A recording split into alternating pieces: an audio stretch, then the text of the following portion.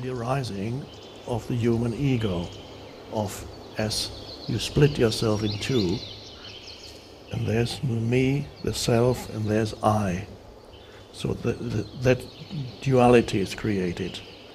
The mental image of me that you have a relationship with. So you have a relationship with yourself, which is very strange. Because you're not two. And you love your dog because the dog doesn't do that. The dog does not have a relationship with him or herself. And the cat doesn't either. That's interesting. The dog doesn't love or hate himself. He just is. What about my life? Or self-esteem, I need to do something about my self-esteem. I'm not happy with the way I look. No dog says that. Of course, the dog is below thought. That's why the dog leads a relatively unproblematic life. And you have to rise above thought to become free of that. And then you just, in the present moment, you are yourself. And you no longer have a relationship with yourself. You don't hate yourself. You don't love yourself. You are consciousness. There isn't a self separate from consciousness. There's still some mind activity. Of course, you need the mind. But you don't derive your sense of self from the mind activity anymore. So that there's no self in it. The thinking is no longer invested with a sense of self. It's just thinking. And so that removes a lot of the dysfunctional thinking. And then thinking is fine.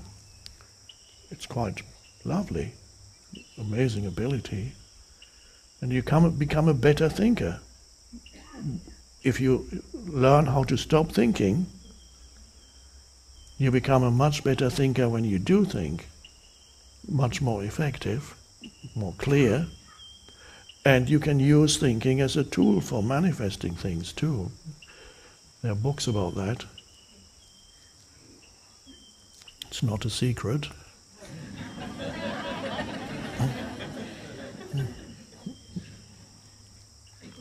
And that could be part of human life too. That's not the foundation for the spiritual life. Manifesting is a secondary thing. It's a bonus. Yes, it is the destiny of humans, of course, to humanity as a whole, eventually, to live in a different state of consciousness, where all the stuff that we are doing now won't be necessary anymore. So that you can affect external reality through your inner state of consciousness.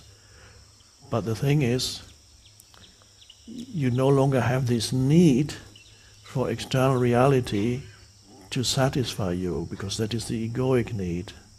And then what you create in your external reality is very different from somebody who needs external reality for self-satisfaction, for some kind of sense of happiness or fulfillment. I need that.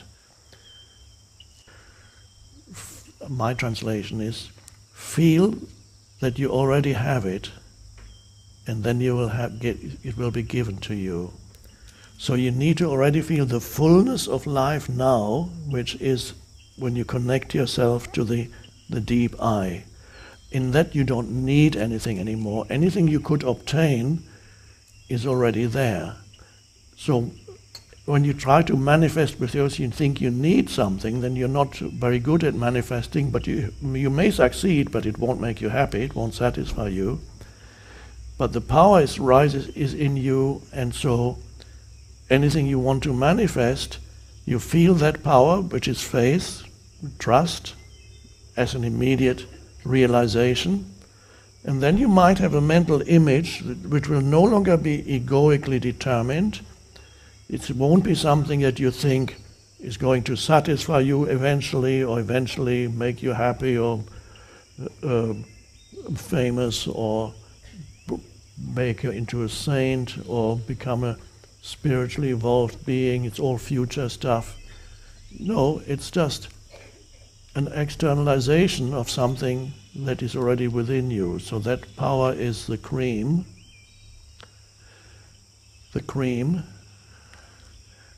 and the external things are the skimmed milk. So there's the essence of consciousness, and anything you achieve will be a manifestation of that consciousness that you can sense within you.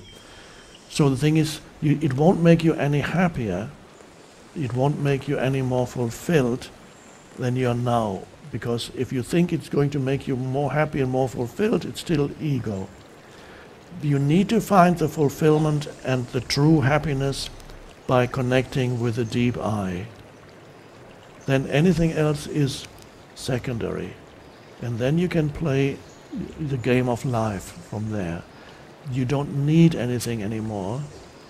And then when you don't need anything anymore, you can play with it, and many things come to you when you don't need them anymore.